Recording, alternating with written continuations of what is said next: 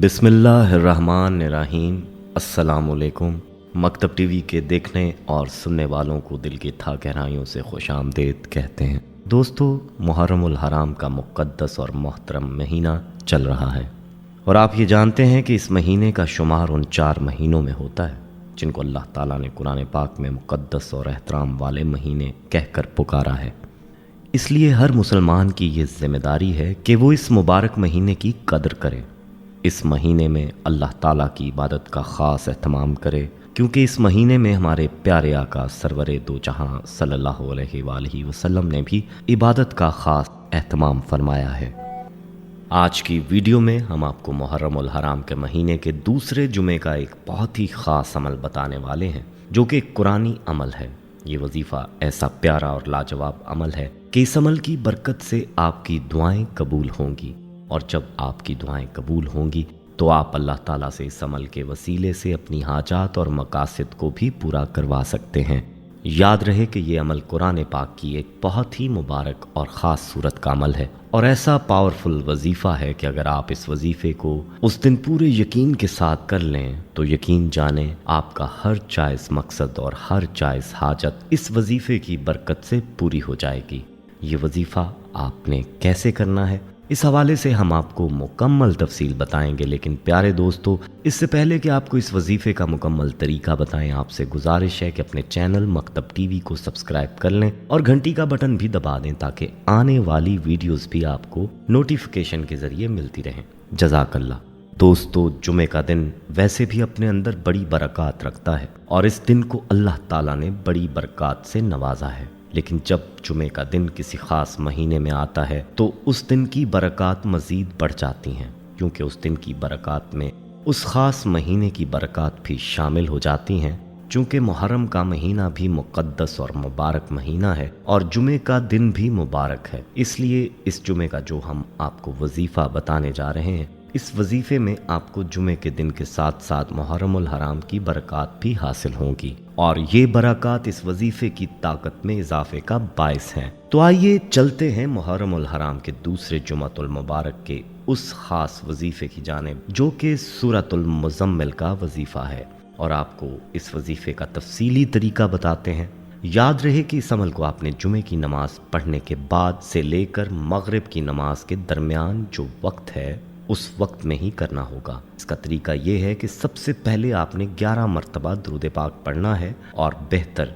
ये है कि आप दरूद इब्राहीमी पढ़ें, जिसे नमाज वाला दरूद भी कहते हैं। इस दरूद पाक की बड़ी फजीलत और बरक़ात हैं। आइए आगे बढ़ने से पहले एक मरतबा इस मुबारक दरूद को एक बार मिलकर पढ़ते हैं। अल्लाहुम्मा सल्लि अला मुहम्मदिन व अला आले मुहम्मदिन कमा सल्लैता अला इब्राहीम व अला आले इब्राहीम इन्नका हमीदुम मजीद। अल्लाहुम्मा बारिक अला मुहम्मदिन व अला आले मुहम्मदिन कमा बारकता अला इब्राहीम व अला आले इब्राहीम इन्नका हमीदुम मजीद। तो दोस्तों, इस दरूद पाक को 11 मरतबा पढ़ने के बाद आपने सूरतुल मुज़म्मिल की 7 मरतबा तलावत करनी है। लेकिन याद रहे कि सूरतुल मुज़म्मिल की तलावत आपने इस तरह से करनी है कि जब आप सूरतुल मुज़म्मिल की आयत नंबर 9 पर पहुंचेंगे तो आपने इस आयत को 11 मरतबा पढ़ना है, और इस आयत की 11 मरतबा तलावत करते वक्त आपने अपने जहन में उस हाजत या उस मकसद का तसव्वुर करना है जिसके लिए आप ये अमल कर रहे हैं, और दिल ही दिल में इस मकसद के लिए दुआ भी मांगें। इस आयत को 11 मरतबा पढ़ लेने के बाद जब आप इस सूरत की आखिरी आयत पर पहुँचें, जो कि बड़ी आयत है, तो आपने उसके इस हिस्से को 11 मरतबा पढ़ना है, और 11 मरतबा पढ़ने के बाद आपने फिर सूरत को जारी रखना है, और थोड़ा ही आगे चल के आप जब इसी आयत के इस हिस्से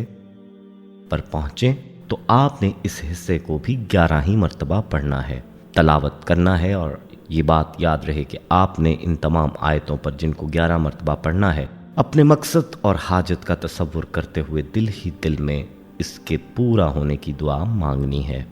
अब मज़कूरा वाला हिस्से को 11 मरतबा पढ़ने के बाद आपने इस आयत को आगे तलावत करना है, और जब इस आयत और सूरत के आखिरी हिस्से पर पहुँचे, जो कि ये है,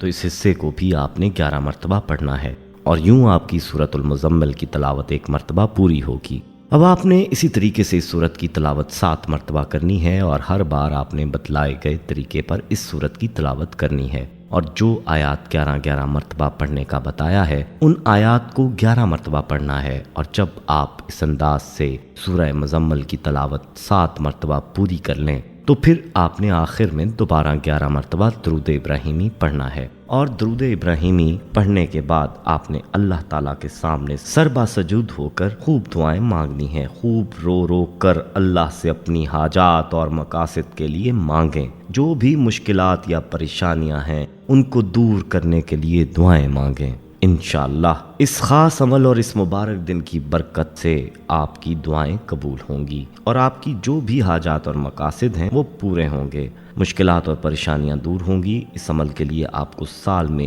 ایک بار موقع مل رہا ہے، کیونکہ یہ عمل اسی جمعے کے ساتھ منسلک ہے، تو اس عمل کو مس مت کیجیے گا، اس عمل کو اس دن ضرور کریں اور اپنے لیے اللہ تعالیٰ کی ذات سے زندگی میں برکت اور سکون کے فیصلے کروائیں، اپنی دنیا کے لیے بھی مانگیں اور اپنی آخرت کے لیے بھی مانگیں۔ یہ عمل بہت ہی خاص اور لاجواب عمل ہے، خود بھی اس عمل کو کریں اور دوسروں کے ساتھ بھی اس وظیفے کو لازمی شیئر کریں تاکہ وہ بھی اس عمل سے استفادہ کر پائیں۔ دوستو یہاں آپ کو یہ بتاتے چلیں کہ سورہ مزمل قرآن پاک کی 73ویں سورہ ہے۔ اس سورہ مبارکہ میں بس 20 آیات ہیں۔ حضور نبی کرم صلی اللہ علیہ وآلہ وسلم کا ارشاد گرامی ہے کہ جو کوئی اس سورہ کو مصیبت کی حالت میں پڑھے گا اللہ تعالیٰ اس کی مصیبت کو دور فرما دیتا ہے۔ کہتے ہیں کہ جو کوئی سورہ مزمل کو پڑھے گا اللہ تعالیٰ اسے دنیا و آخرت میں خوش رکھے گا، اس کا افلاس دور ہوگا اور جس مشکل کے لیے پڑھی جائے گی وہ مشکل آسان ہوگی۔